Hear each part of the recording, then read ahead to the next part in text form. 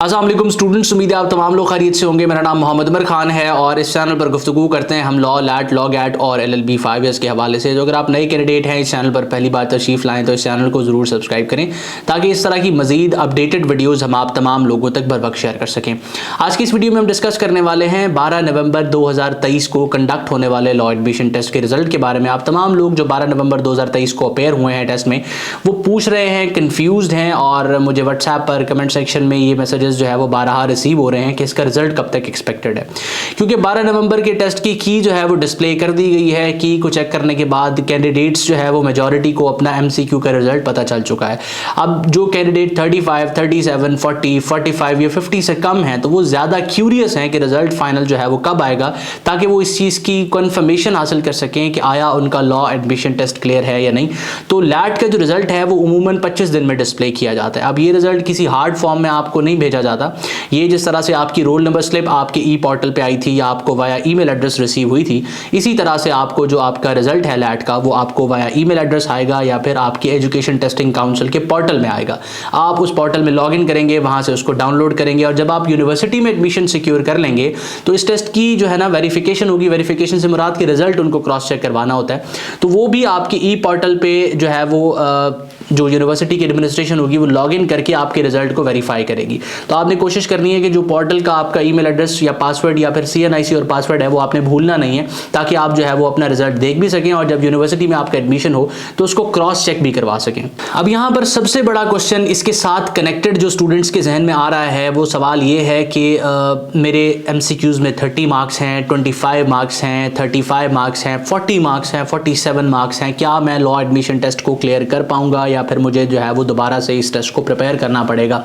तो अर्ज ये है कि अब जिन कैंडिडेट्स के 50 से नंबर कम हैं, चाहे वो 5 हैं, 7 हैं, 10 हैं, 15 हैं या 20 हैं, ये बता पाना कि आप इस टेस्ट को क्लियर करने वाले हैं या नहीं क्लियर कर पाएंगे ये ज़रा मुश्किल है।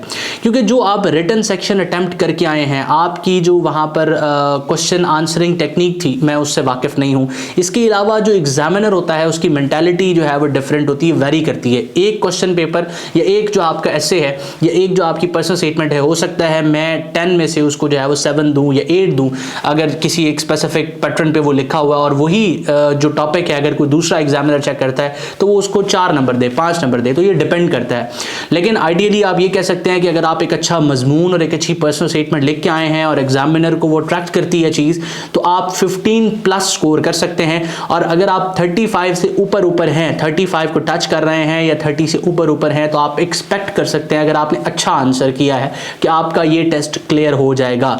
लेकिन यहाँ पर बात यह है कि जिन कैंडिडेट्स ने अप्लाई करना है ऐसी यूनिवर्सिटीज़ में जहाँ लॉ एडमिशन टेस्ट को मेरिट कैलकुलेशन फार्मूला में वेटेज दी जाती है, तो उनके लिए स्कोर ज़्यादा करना मैंडेटरी है। क्योंकि स्कोर अगर कम है तो आप जो है वो अपने आप को स्टैंड आउट नहीं कर पाएंगे as compare to other candidates. तो उसके लिए अगर आपको लग रहा है कि आपका की में स्कोर कम है और आपको ऐसा लगता है कि आप या तो इसको पास नहीं कर पाएंगे या फिर आपके लिए पास करना जो है ना, पास तो आप कर लेंगे लेकिन डिजायर्ड स्कोर आप अचीव नहीं कर पाएंगे, तो उसके लिए ज़रूरी है कि आप अभी से ही नेक्स्ट लॉ एडमिशन टेस्ट की तैयारी करना स्टार्ट कर दें। कैंडिडेट्स क्या करते हैं कि वो इंतज़ार करते हैं जब तक लैट अनाउंस नहीं होता, और कुछ कैंडिडेट्स ऐसे भी होते हैं जो इतना इंतज़ार करते हैं कि लैट जब तक जो है ना अप्लाई क्लोज नहीं होते। अप्लाई क्लोज होने के बाद आपके पास हार्डली 2 हफ्ते होते हैं और 2 हफ्तों में आप इसको जिस पैटर्न पे अब लैट पूछा जा रहा है या आपसे आपको क्वेश्चन पेपर दिए जा रहे हैं जिनमें डिफ़िकल्टी लेवल बढ़ा दिया गया है, तो 2 हफ्तों की तैयारी में पॉसिबल नहीं है। आपको एटलीस्ट इंटर के सारे सिलेबस की अच्छी रिविजन करनी होती है ताकि आपका जो एप्टीट्यूड टेस्ट किया जा रहा है उसमें जो है ना आप उस पैटर्न पे पूरा उतर सकें।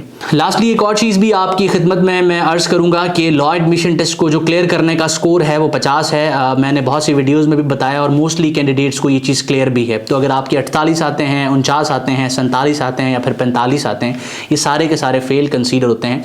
इस टेस्ट को पास करने के लिए आपको 50 नंबर दरकार हैं MCQs को और रिटन सेक्शन को मिलाकर।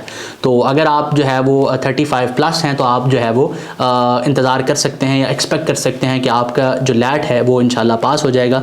मेरी और मेरी टीम की नेक ख्वाहिशात आप तमाम कैंडिडेट्स के साथ हैं। किसी किस्म का सवाल अगर आपके जहन में आता है तो स्क्रीन पर मौजूद व्हाट्सएप नंबर को इस्तेमाल करके आप हमसे इन टच भी आ सकते हैं या कमेंट सेक्शन में अपनी राय का इजहार भी कर सकते हैं। अपना बहुत सारा ख्याल रखिएगा, दुआ में मुझे और मेरी टीम को ज़रूर याद रखिएगा।